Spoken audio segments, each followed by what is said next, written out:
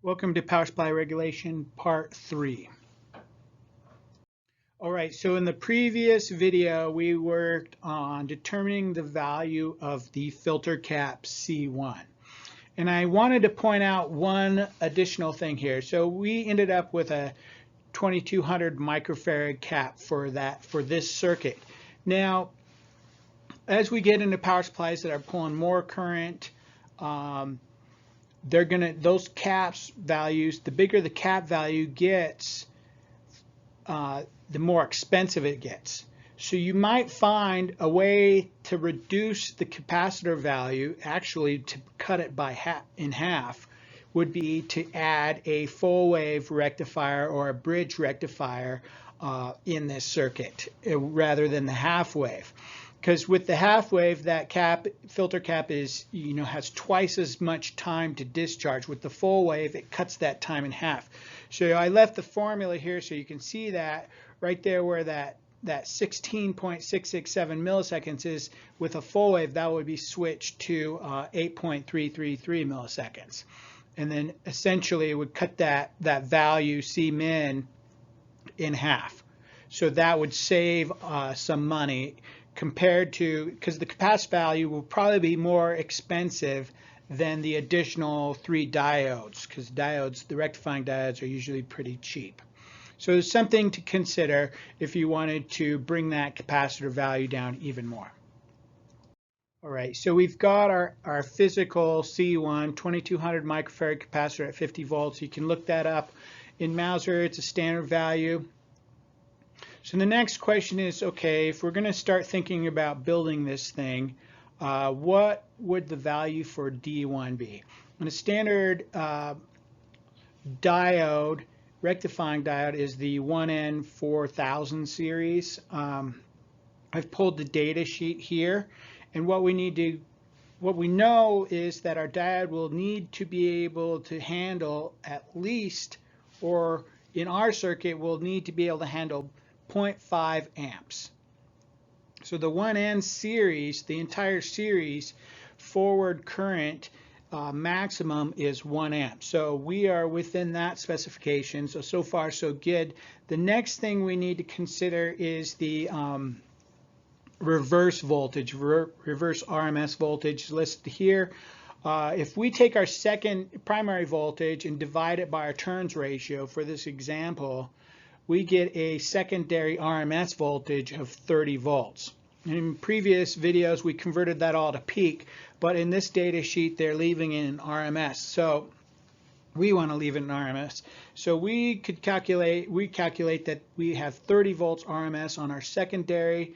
So technically, the 1N4001 meets that specification, but when I looked up the 1N4002, just to give myself a little bit more space, if you would, it's like a 22-cent part, so it doesn't make sense. Just go ahead and get the 1N4002, give yourself a little bit more breathing room, and should work all day long. Okay, so now R1 and R2. We know that the value of R1 is 58 ohms and that needs to be really, really close. Actually, the 57.944 is what we calculated. So the 58 is even rounded a little bit. If we take and find the power for that, we're going to go ahead and just use I squared times R to calculate the power, because we know what the current is, we know what the value of the resistor is.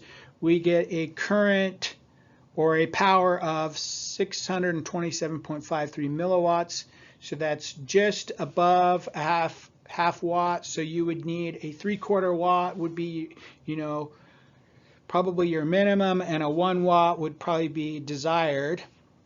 And I looked this up in Mauser, and this is a non-standard part. So you're paying extra money. I found a 58 ohm, but it was not at a half watt or a 3/4 watt or 1 watt. I think it was at a 1/4 watt. So this is kind of a problem right now.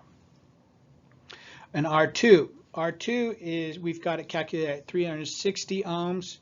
We know that there's 99.1667 milliamps. We do the power calculation, 3.54 watts. So There's a problem right there. So A, that's going to be an expensive resistor, and then B, it's just sitting there acting like a space heater. So we can look at this also and say, okay, this is not very efficient. We want all that power to get out to the load, and we don't want on our regulation circuit, we don't want to be dropping a ton of power because it's inefficient. So we're going to work on that also. So the final thing we're going to look at for this in this part 3 is the 2N3904.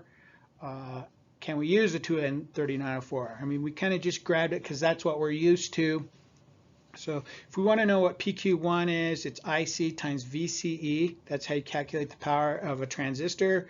Now technically, I've got IE there, but it kind of gives me like a worst case, so it's only going to make the power a little bit worse, which actually makes my circuit operate better. So a lot of times I just calculate using IE because I know it's 0.5 amps. And that gives me a power of 3.3665 watts. Now, I pulled the data sheet for the 2N3904. Absolute max reading. First off, the thing that we're violating is the collector current, continuous, 200 milliamps. So we're asking for 500 milliamps. So that right there is a problem. And then the power dissipation here down below that is 625 milliwatts for a 2N3904. So we are far exceeding that. So with our circuit designed as it is, we found a good C1. We've got a good D1 diode, rectifying diode. We're good there. But we need to do some things with R1, R2, and Q1. We need to make some adjustments there. And I also wanted to show you how as I'm doing my research or looking for parts, usually I just hang out in Mouser, try to get my parts all from one place.